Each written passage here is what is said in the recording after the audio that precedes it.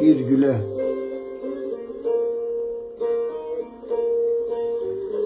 Nasıl getireyim dile, dönmüşüm ben bülbüle, aşık oldum ben güle.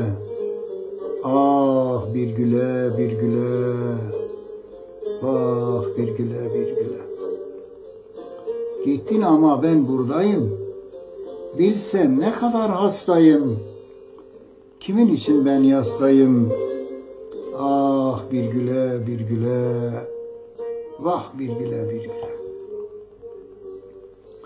Yemek sanki zehir gibi, saat sanki devir gibi, gözyaşlarım nehir gibi. Ah bir güle bir güle. Aşka elveda demiştim, defterleri kapatmıştım. Kime anahtar vermiştim? Ah bir güle bir güle, vah bir güle bir güle. Cumartesi misafir var, yarın gelmez yine pazar. Bağrım kime yanar yanar, ah bir güle bir güle, vah bir güle bir güle.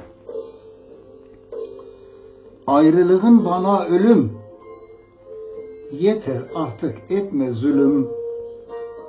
Kime diyem derdim gülüm, ah bir güle bir güle, vah bir güle bir güle.